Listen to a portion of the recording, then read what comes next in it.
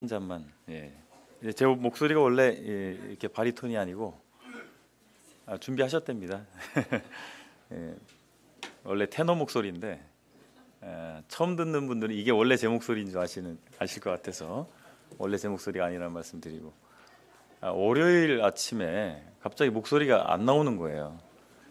전혀 뭐 이렇게 제 목소리를 낼 수 없는 상황이어서 걱정을 많이 했습니다. 이번 주 토요일인데 갑자기 미룰 수도 없고 근데 어제까지도 지금보다 훨씬 안 좋았습니다. 어제 저녁까지도. 그래서 특별히 우리 저희는 이제 새벽기도 하시는 모치님들 자매님들이 계세요. 특별히 좀 부탁을 하고 이렇게 했는데 오늘 아침에 이제 오면서 조금 좋아지는 느낌이 났어요. 그래서 지금 좀 다행스럽게 좋아져서 감사가 됩니다. 그리고 먼저 좀 자락을 좀 깔 게 있는데 준비가 좀 흡족하지 못합니다. 강의안을 준비했는데 여러 가지 일정들이 지금 제가 겹쳐 있다 보니까 제가 기대한 만큼 강의안이 준비가 잘 안 돼서 좀 오타도 많고 수정할 사항들도 좀 있더라고요. 그런 부분은 이제 강의 중에 잠깐 보면서 교정하도록 그렇게 하겠습니다. 그리고 제가 이제 강의를 부탁받을 때 어떤 뭐 감동 위주가 아니고 정말 스터디할 수 있는 강의를 준비해 달라는 말씀을 하셨기 때문에 철저하게 공부하는 시간이 될 수 있도록 그렇게 하겠습니다. 제가 원래 이제 설교를 하거나 말씀 전할 때는 이렇게 안 합니다. 네. 저희 이미지가 또 이렇게 형성될까 봐 좀 말씀을 드리고요. 네. 자, 아까 소개하셨는데 제가 프로필을 좀 소개한 거는 여기 계신 분들이 대부분 교회학교 교사 분들로 알고 있습니다. 그래서 저도 이제 성경을 가르치는 일을 오래 해왔기 때문에 여러분들과 이제 공감대 형성 차원, 그리고 또 저도 결혼도 하고 직장 생활도 했었고 또 지금 아이들이 이제 거의 다 많이 컸기 때문에 아이들 성장하는 그런 경험도 있었기 때문에 그런 공감대 형성 차원에서 이제 저를 소개를 해드리는데, 저는 1993년부터 중고등부에서 교사로 섬기다가 1997년부터는 이제 청년부 교사를 했었어요. 아동부 교사는 경험이 없습니다. 근데 중고등부하고 청년부 교사를 했었고 지금은 이제 목회를 하고 있습니다. 그렇기 때문에 아무래도 경험을 무시할 수는 없잖아요. 그래서 형제자매님들이 어떻게 수고하고 계신가, 또 어떤 부분이 좀 많이 필요할까, 이런 부분에 대해서도 좀 말씀을 드릴 수 있지 않을까 생각이 듭니다. 시간이 제한이 있기 때문에 이제 빠르게 좀 진행하도록 그렇게 하겠습니다. 오늘 우리가 함께 스터디할 인물이 이제 모세죠. 근데 모세에 대한 그 기록이 굉장히 많이 있습니다. 모세와 관련된 기록이. 모세하면 생각나는 내용은 출애굽 사건이죠. 그래서 모세에 대해서 우리가 스터디하려면 출애굽의 전 과정을 다 살펴봐야 됩니다. 그런데 우리가 제한된 6시간이 많은 시간일 것 같지만 사실은 제한된 시간이고, 그래서 이 출애굽의 전 과정을 자세히 다 살펴볼 수는 없고 중요한 부분 위주로 살펴보려고 하고, 또 상황이 어떻게 될지 모르겠어요. 제가 이제 6시간을 이렇게 섹션을 나눠서 강의안을 준비하긴 했지만 또 어떤 변수가 생길 수 있기 때문에 여지를 열어놓고 시작하도록 하겠습니다. 여러분 그 교재에는 PPT 쪽을 보지 마시고 여러분 교재의 17쪽부터 보시고, PPT는 앞에 띄울 거니까요. 17쪽부터 보시면서 진행하도록 하겠습니다. 제가 나이가 많지 않은데 노안이 와서 안경을 2개를 갖고 다녀요. 이렇게 보시겠습니다.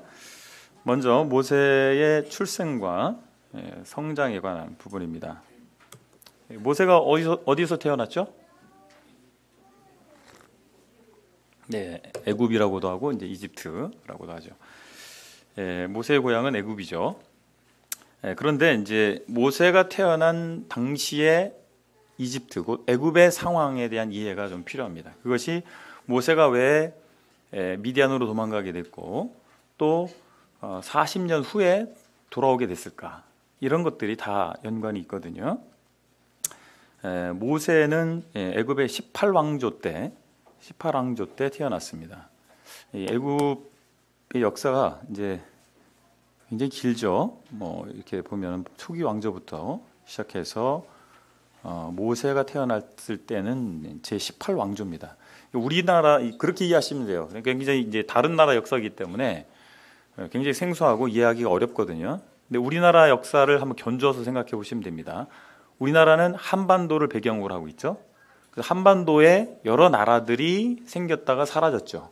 그리고 왕조들이 또 생겼다 사라졌죠. 그 개념으로 보시면 됩니다. 지금 이집트, 나일강 하구를 중심으로 한 이집트라고 하는 나라가 형성되어 있잖아요. 그 판도 위에 여러 왕조들이, 나라들이 생겼다가 사라졌습니다. 그런 식으로 생각하시면 돼요. 그런데 그 구분을 하다 보면 제 18왕조 때에 모세가 태어났다라고 생각하시면 되겠습니다. 모세가 왜 애굽에서 태어났는지, 왜 애굽에서 태어나게 됐을까요? 원래 이 선택받은 백성이 살 곳은 가나안이었죠. 근데 왜 애굽에서 살게 됐죠? 요셉에 의해서. 애굽의 총리였던 시기에 요셉의 가문들이, 요셉 아버지부터 그 형제들까지 다 애굽을 이주를 하게 됐습니다.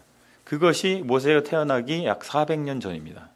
그때 이제 그때는 당시는 요셉이 애굽의 총리였기 때문에 요셉의 이 가족들은 선대를 받았고 애굽에서 내노라 하는 가문이 되었겠죠. 그런데 왕조가 바뀐 겁니다.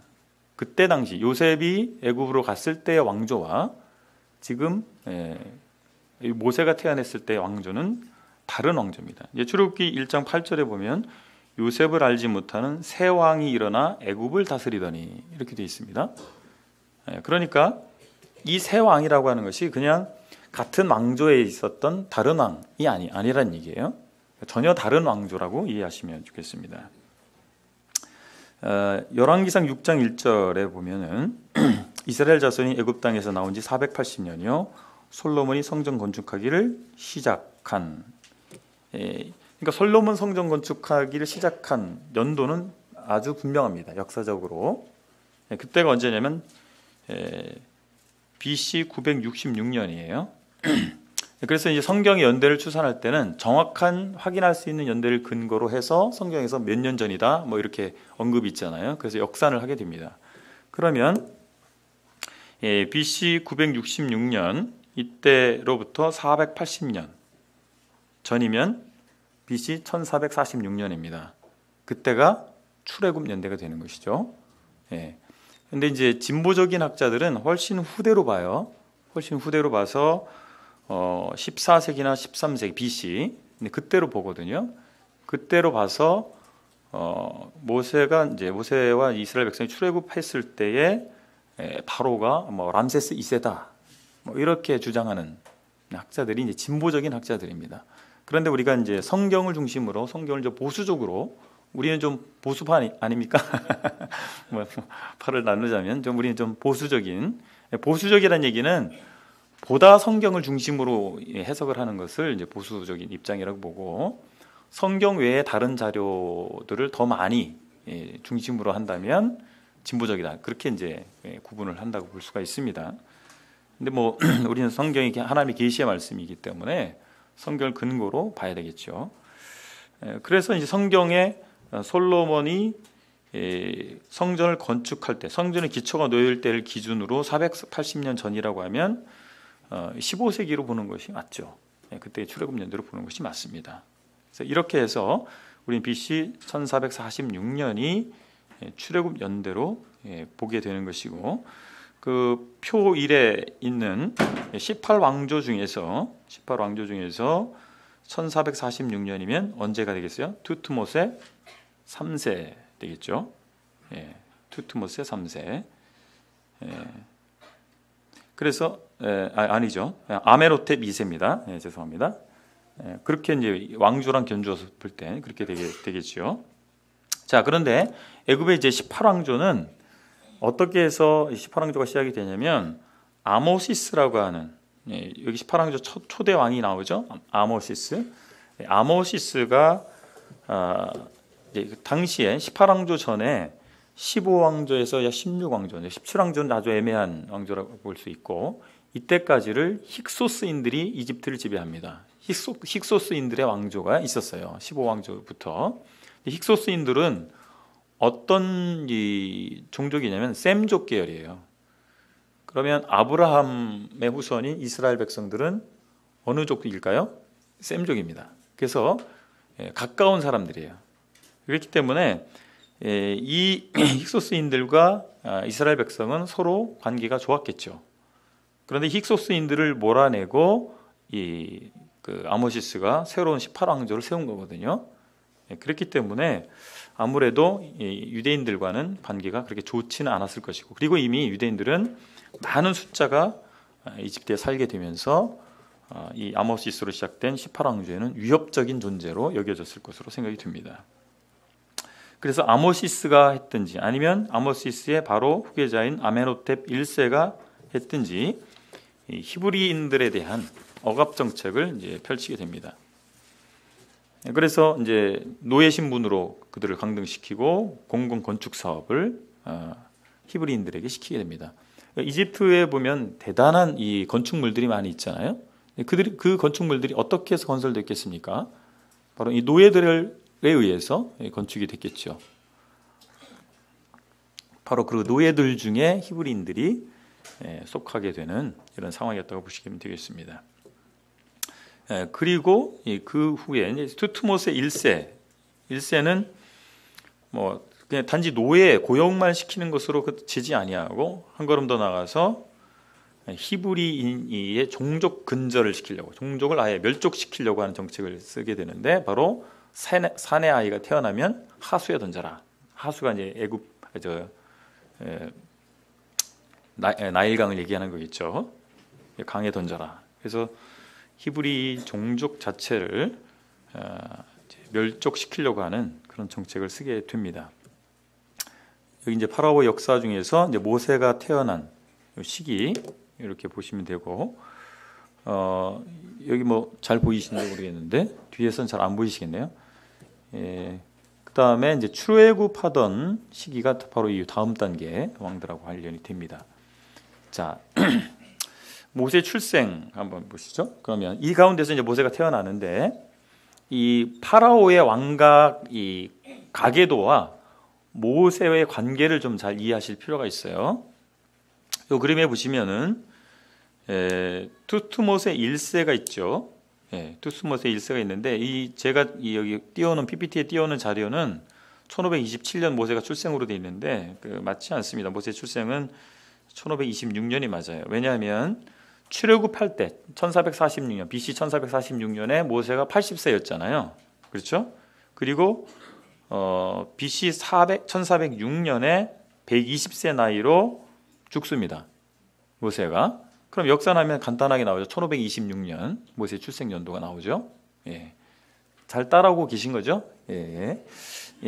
그래서 이제 이 자료들이 굉장히 많아요. 근데 이제 제가 그림을 다 그릴 수는 없잖아요. 그래서 따오긴 했는데 연도가 좀 차이가 있습니다. 1526년으로 보시고, 투트모세 1세 치하에서 모세는 출생을 합니다. 근데 투트모세 1세가 그러니까 모세의 종족, 그러니까 이스라엘 종족의 근절하는 정책을 시행했을 때 모세가 태어났다고 보시면 돼요. 그러니까 모세형 아론은 그런 경험이 없는 거예요. 왜냐하면 먼저 태어났기 때문에. 그래서 모세부터 이제 그런 위험에 처하게 된 것이죠. 여기 가계도를 보시면 그 다음에 투트모세 1세의 후계자가 투트모세 2세입니다. 그리고 투트모세 2세의 후계자가 투트모세 3세예요. 그런데 여기 하셉수트라고 돼 있고, 제가 만든 강의 안에 하셉숫이라고 돼 있는데 뭐 짧게 발음은 숫이고 길게 발음은 수트입니다. 이 하셉수트가 이 여자가 아주 중요한 여자입니다. 이 다음 그림에 보시면 좀 자세하게 이 하셉수트는 투트모세 1세의 딸이에요. 공주죠. 그리고 투트모세 2세와는 이복 형제 자매간이에요. 이복 형제 자매간. 그런데 이복 형제 자매간인데 결혼을 했어요. 옛날 고대 왕가들은 자기들의 왕권을 지키기 위해서 이 근친 결혼을 많이 했거든요. 그래서 이제 오누이간인데 투트모스 2세와 하셉스숫이 결혼을 하게 됩니다. 그런데 투트모스 2세와 하셉스숫 사이에는 아들이 없었어요. 딸만 있었어요. 근데 투트모스 2세가 다른 후궁을 통해서 누구를 낳냐면 투트모스 3세를 낳습니다. 그리고 이 투트모스 3세가 하셉숫과 투트모스 2세 사이에 태어난 딸과 결혼을 해요.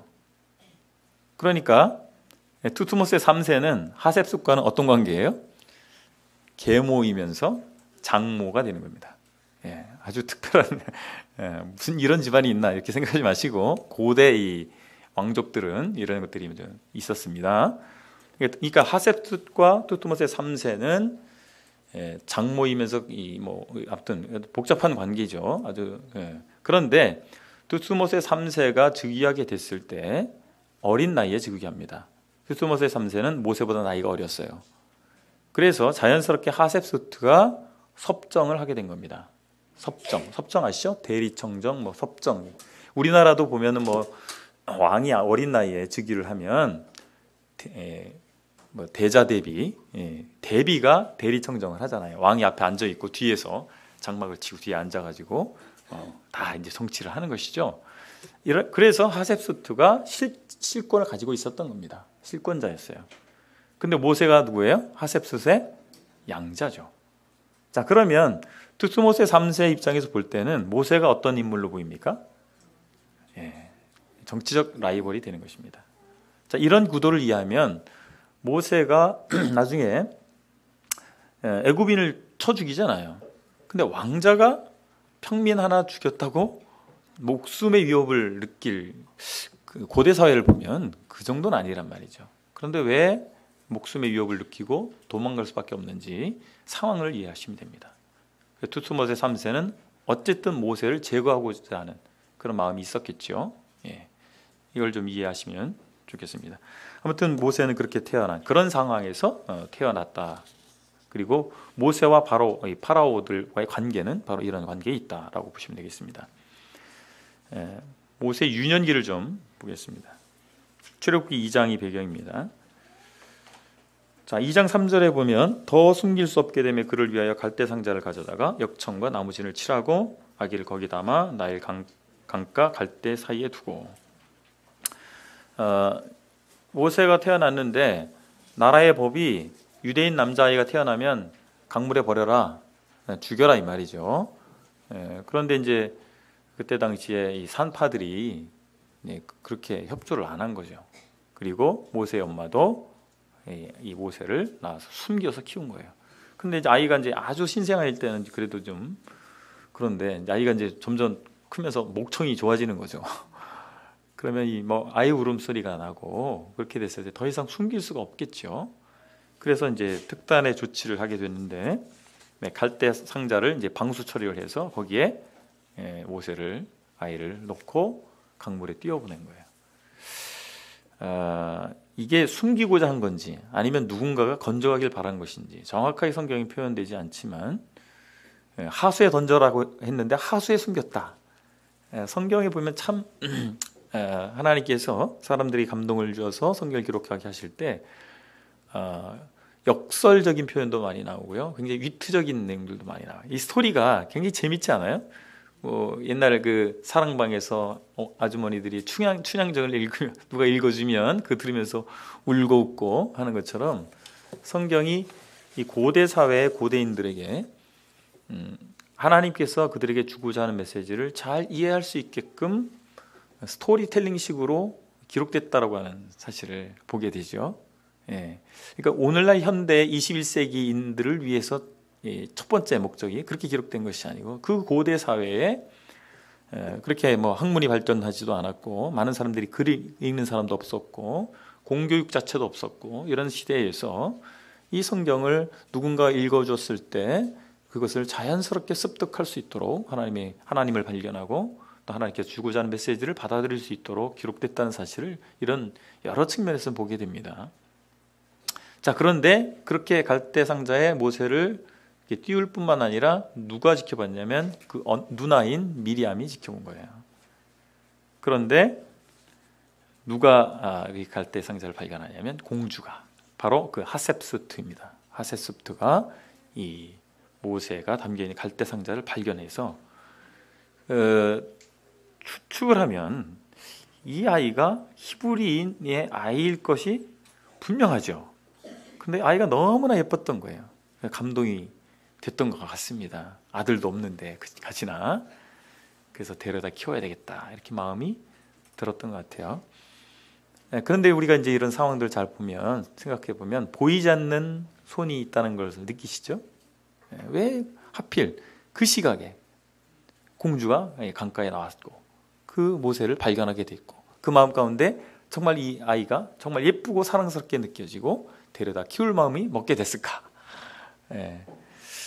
그러니까 이제 우연이라고 생각하는 것들 그 이면에 하나님의 손이 있다라는 사실을 우리가 생각하게 됩니다. 자, 죽음의 수단이 생명의 수단으로 전환이 되는 거예요. 애굽 강, 이 나일 강은 뭡니까? 히브리인 남자아이가 태어나면 죽어야 되는 곳이죠. 죽음의 대상이에요. 죽음의 수단입니다. 그런데 그 죽음의 수단이 모세에게 생명의 수단으로 바뀌었고, 모세는 히브리인으로 태어났으니까 평생을 어떻게 살아야 됩니까?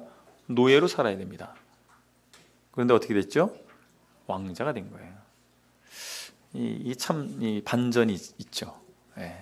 모르는 거예요. 모세가 뭐 이렇게 금수저 물고 태어난 거 아닌데 금수저가 됐단 말이죠. 요즘 말로 하면 참 재미있는 이 반전, 역사적 반전이 일어났죠. 형제자매님들도 그런 반전을 경험하지 않으셨어요? 여러분의 생애 가운데 여러분들은 죄인의 수저를 물고 태어났다가 하나님 자녀의 수저를 물게 됐다는 거.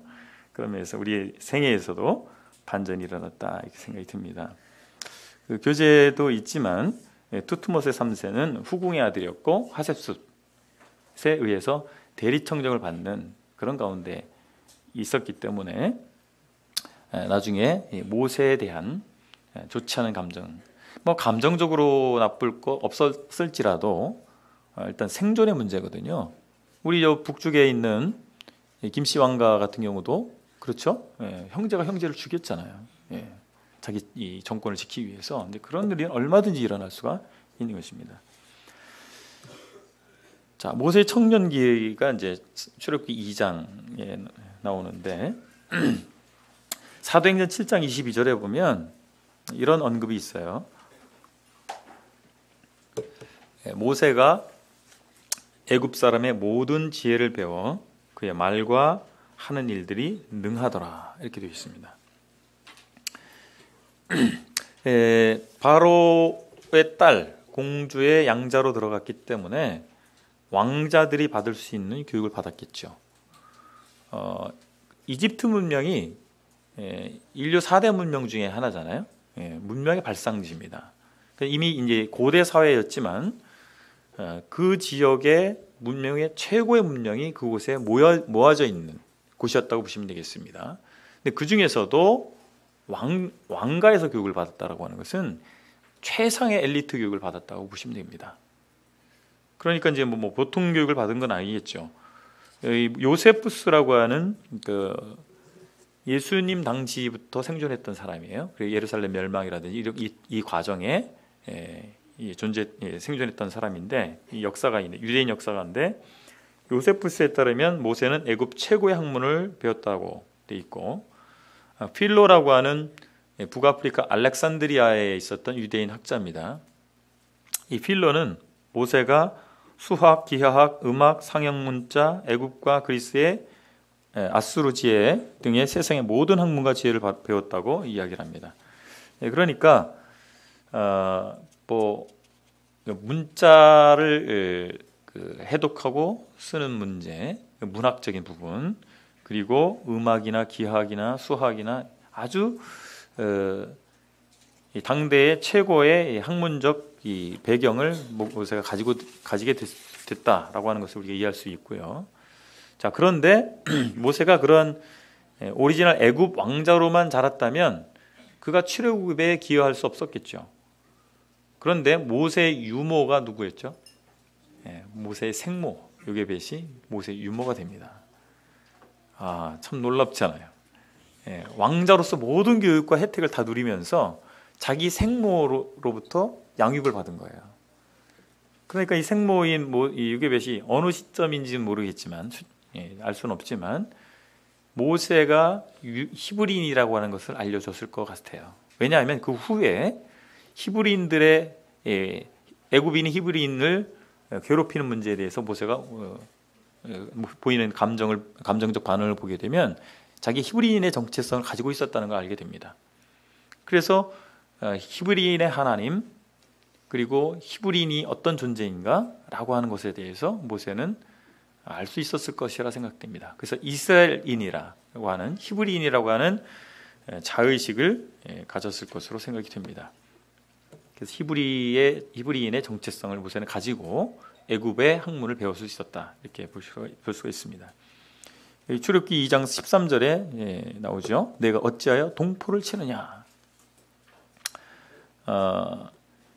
여기 동포라고 기록된 이 원어를 보면 친구, 동료를 의미하는 단어로부터 유래된 말인데 너의 친구 이런 뜻입니다.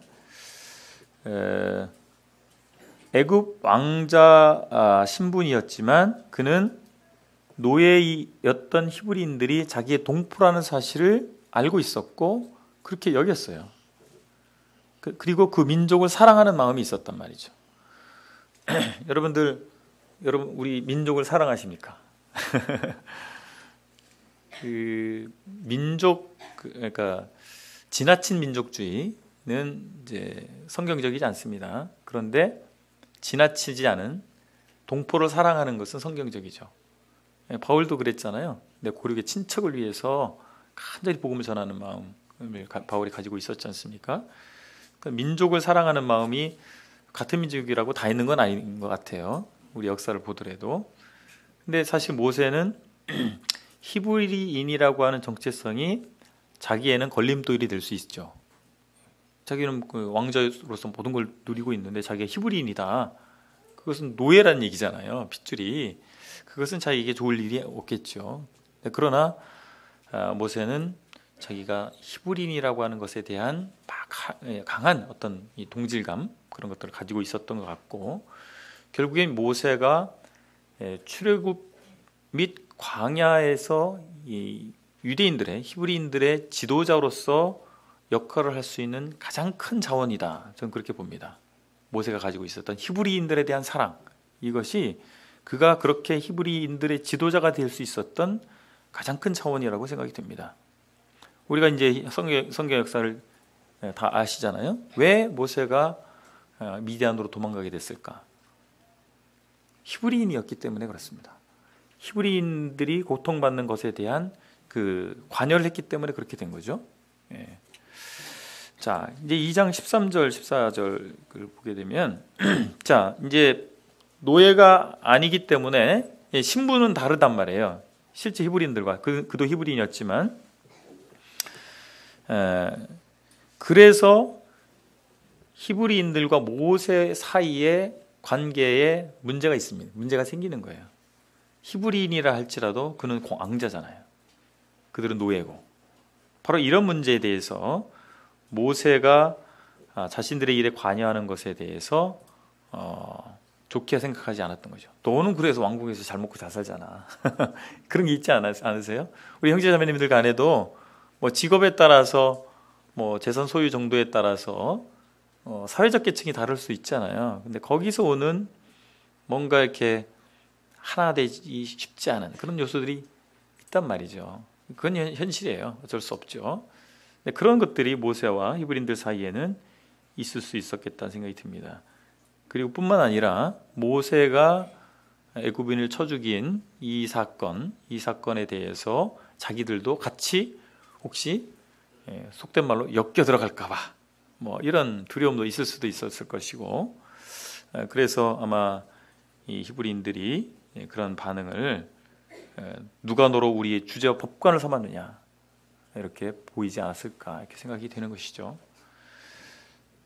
근데 이 출애굽기에서 히브리 사람이라고 또 11절에 히브리 사람, 13절에 두 히브리 사람이라고 특별하게 이렇게 구분해서 표현을 했단 말이죠. 이것이 아마도 모세와 이 히브리인들 간의 그런 어떤 관계의 갭, 그리고 모세가 히브리인들을 이해하고 그들을 어떻게 관계하는 방법에 대해서 잘 모를 수 있었다라고 하는 것들을, 그런 뉘앙스를 주고자 하는 의도가 아니었을까 이렇게 봅니다. 그러니까 이제 환경이 다르면, 환경과 경험이 다르면 동질감을 갖기가 굉장히 어렵습니다. 이해도가 떨어지죠. 그래서 저는 주님께서 이 땅에 오셔서 목수의 아들로 태어나시고 나사렛에서 성장하시고 그런 모든 과정들을 겪으셨잖아요. 그래서 히브리서에도 보면 예수 그리스도께서 우리의 인간적인 연약을 다 경험하셨기 때문에 우리를 체휼하신다는 표현이 있지 않습니까? 그것이 참 무시할 수 없는 것 같아요. 그러니까 우리가 가지고 있는 이것이 옳다라고 생각하는 것들이 있잖아요. 그것들을 잘 생각해 볼 필요가 있습니다. 내가 어떤 가정 환경에서 자랐는가? 그리고 나는 어떤 것을 배웠는가? 그리고 내가 처음 출석하게 된 교회는 어떤 교회였는가?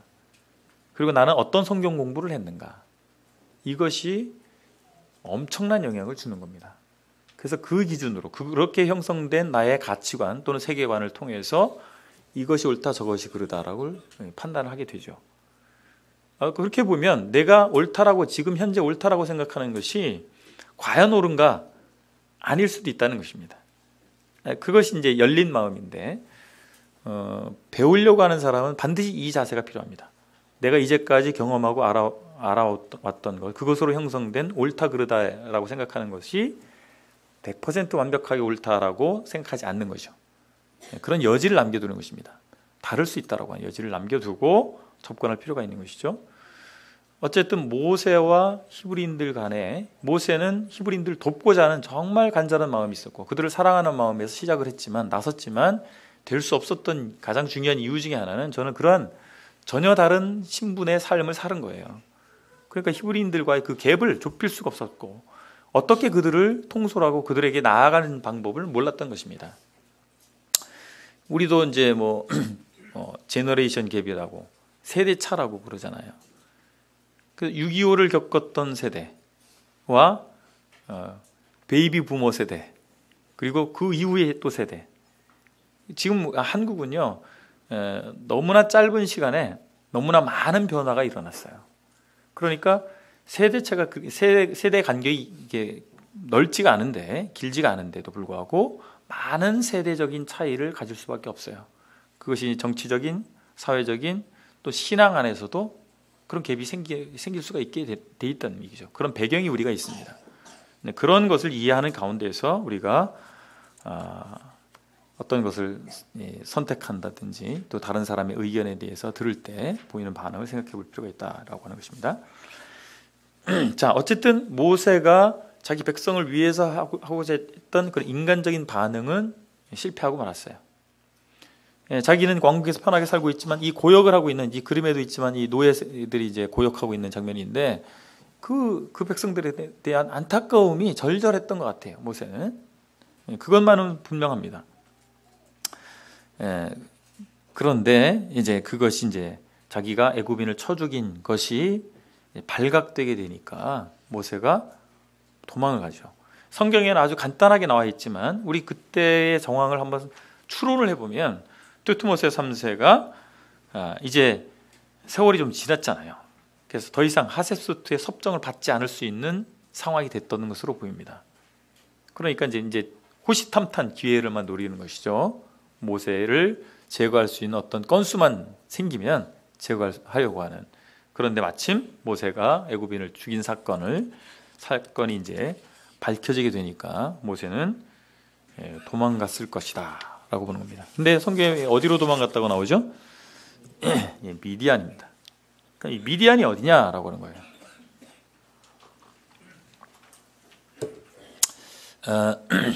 미디안 사람들은 목축을 하는 사람들이었습니다. 그래서 어느 한 곳에 딱 이렇게 정착해서 사는 사람들이 아니에요. 이게 유랑을 하거든요. 근데 주요 유랑을 하더라도 뭐 전 세계를 돌아다닐 수는 없잖아요. 그래서 돌아다니는 그 영역이 있을 거 아니겠어요. 그 영역이 어디냐라고 하면 여러분 이 근동 지역의 이 지리를 조금 알 필요가 있습니다. 홍해가 이렇게 그 마치 가지처럼 이렇게 둘로 갈라져 있습니다. 그래서 이 오른쪽 우리가 이제 그림에서 볼 때 오른쪽 이것이 아카바만이거든요. 아카바만. 아카바라는 말이 아랍어예요. 아랍어로 아카바만이고 히브리 말로는 에일라트입니다. 에일랏, 엘란, 뭐 영어식 발음 엘란이라고 하고 에일라트. 그래서 아카바만, 에일라트만 다 같은 장소를 가리키는 거예요. 근데 주로 이제 공통적으로 쓰이는 말이 이제 아카바만인데 아카바만의 서쪽, 아니, 동쪽이죠. 아카바만의 동쪽입니다. 아카바만의 동쪽은 지금의 사우디아라비아예요. 사우디아라비아. 이쪽 지역에 미디안이 거주했던 것으로 보입니다. 그리고 아카바만의 서쪽까지가 당시에 이집트의 땅입니다. 이해하시겠어요? 지금 시나이반도 있죠. 시나이반도. 이 시나이반도까지가 이집트 땅이에요. 그러면 모세가 바로를 피해서 도망갈 때 이집트 땅까지만 도망가면 되겠어요? 이집트 땅을 벗어나야 되겠죠. 바로의 권세로부터 벗어나야 되겠죠. 그래서 리아 지역인 아카바만 동쪽 지역으로 도망갔을 것으로 보입니다. 이 아카바만 북쪽 저 끝에 이 꼭지점 거기에 보면 세 나라의 세 도시가 붙어 있어요. 이집트 쪽은 타바라고 하는 도시가 있고 이스라엘은 에일랏이라고 하는 도시가 있고 요르단 쪽은 아카바라라고 하는 도시가 있습니다. 거기 가면 참 재미있는 것이 다 보입니다. 이쪽에 보면 저기 보면 이집트, 여기 이스라엘, 이쪽은 요르단. 그리고 저쪽으로 보면 또 사우디아라비아 땅이 있어요. 아주 흥미로운 장소입니다. 아무튼 이곳을 아카바만 끝부분이고 모세는 이 아카바만의 이 동쪽 지역인 미디안으로 도망갔을 것으로 그곳에서 미디안 족속과 함께 거했을 것으로 생각이 듭니다. 50분까지인가요? 아니 40분까지? 50분까지요? 그럼 조금 더 해도 되겠습니다. 10분 더 여유가 있으니까. 자, 그러면 이어서 모세가 미디안 광야에서 생활했던 내용을 좀 보겠습니다.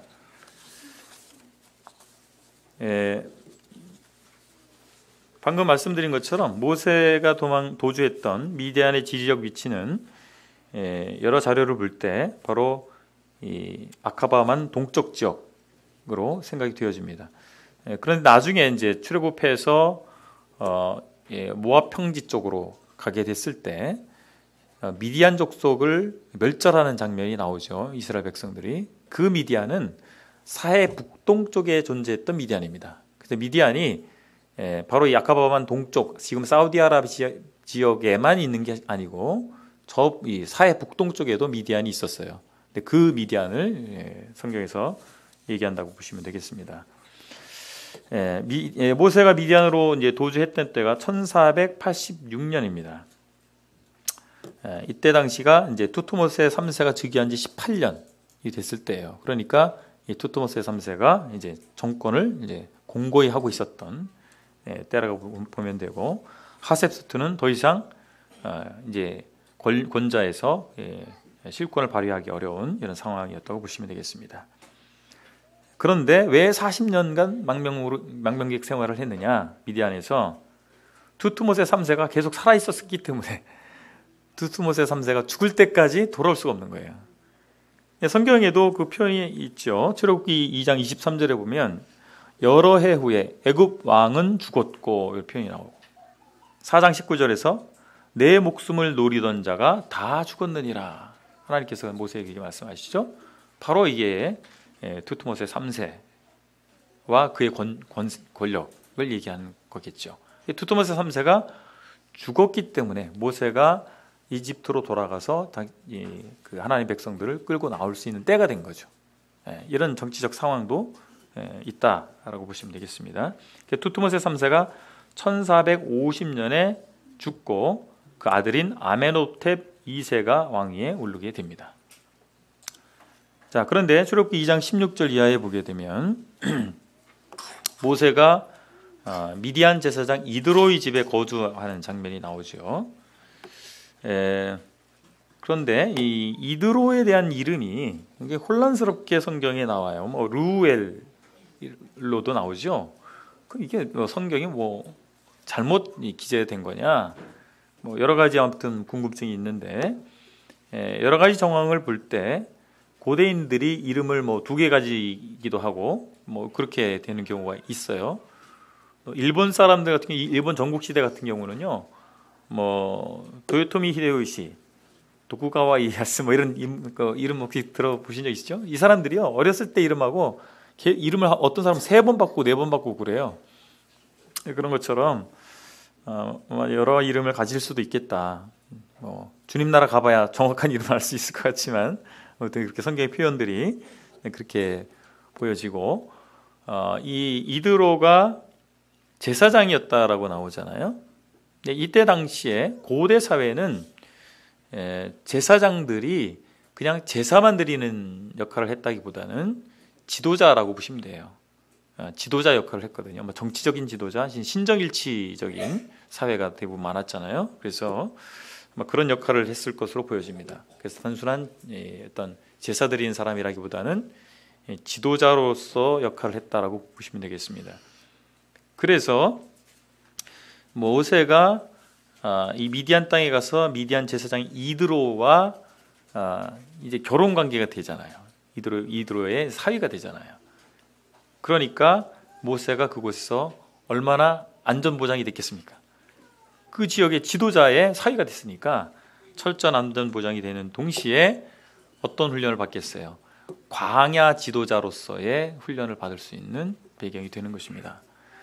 이집트에서 왕 한 제국의 지도자로서의 교육과 훈련을 받았다면 이제 이 미디안 땅에 와서는 광야 백성의 지도자로서의 교육과 훈련을 받을 수 있었겠죠.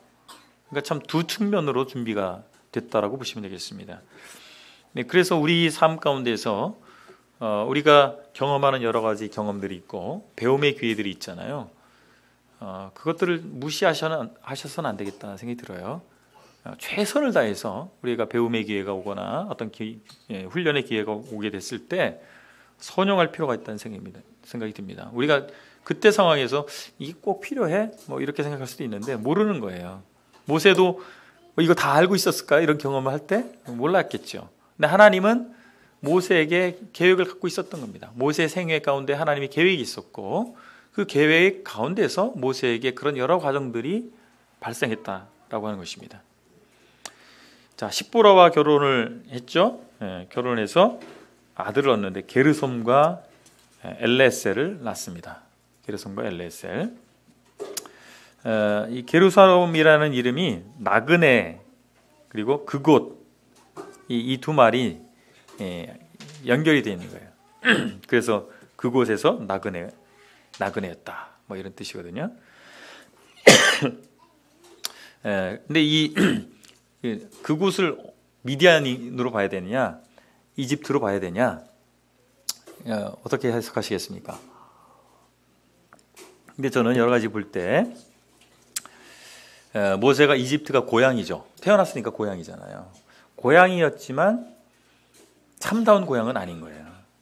그곳에서 왕자의 신분으로 살았지만 자기는 이 정체성의 혼란을 겪고 있었겠죠. 나는 왕자로 살고 있지만 나는 정말 히브리인인데 내 동족들은 또 노예예요. 그런 정체성의 혼란 가운데서 그리고 결국에는 그 죽음의 위협 가운데서 그 고향이 태어났을 뿐이지 정말 고향이 될 수 없는. 근데 이 미디안 땅에 와서 여러 가지 면에서 보호받으면서 그렇게 표현할 수 있었지 않았겠나 이런 생각이 듭니다. 그래서 어떻게 보면 우리가 익숙한 것이 있어요. 바로 이 왕궁에서의 삶이 모세에게 얼마나 익숙한 거였겠어요. 아주 말 배우기 전부터 그곳에 살았으니까 매우 익숙하고 편리하고 누릴 것들도 많았고 그렇지만 그곳은 고향이 아니라는 거예요. 우리가 이 땅 가운데에서 혹시 부유한 삶을 살 수도 있고 또 사회적 지위를 잘 얻을 수도 있고 우리 삶이 굉장히 편리한 어떤 삶을 우리 누릴 수도 있잖아요. 그렇죠? 그런데 이곳이 우리의 고향은 아니라고 하는 것이죠. 우리가 정말 마음을 두고 우리 안식처는 아니라고 하는 것이죠. 그런 것들도 한번 생각해 볼 필요가 있습니다. 그 모세의 생애를 이제 살펴볼 때 항상 그 뭔가 반전이 있고 모세의 마음 가운데 모세의 마음을 사로잡는 것들이 있다는 사실을 한번 생각해 보면서 그의 생애를 볼 필요가 있습니다. 그리고 아까 좀 제가 언급하지 않고 넘어갔는데 모세라고 하는 이름이 있잖아요. 모세라고 하는 이름이 모세의 이름이 과연 히브리어였을까 애굽어였을까 근데 대부분 히브리어로 이해를 하세요. 그래서 건져내다라고 하는 의미를 가진 히브리어 동사 마샤에서 유래가 된 말이다. 모세란 말이 그렇게 이해해도 문제되진 않습니다만 그래서 강에서 건져냈다 이런 의미입니다. 그렇게 이해해서 교훈도 받고 그럴 수 있지만 정황으로 봤을 때 모세의 양엄마가 누굽니까? 바로의 공주거든요. 그런데 히브리식 이름을 지어줬겠어요? 그렇지 않았을 것 같습니다. 그래서 이 모세라는 이 애굽어가 있어요. 이집트어가 있단 말이죠. 나타라고 하는 뜻인데 투트모세 그 모세예요. 그 애굽 바로들의 이름에 모세가 들어가요. 그래서 아마 원래 오리지널 그 미닝 오리지널 의미는 애굽식의 이름이었을 것으로 보이고 히브리인들이 받아들일 때는 또 그렇게 자기식으로 또 받아들일 수도 있겠죠. 그것은 진리적인 측면은 아니니까 그러니까 역사적 팩트가 뭐냐 이런 것들 측면에서 좀 잠깐 말씀을 드렸습니다. 다음 시간에 이어서 살펴보도록 하겠습니다.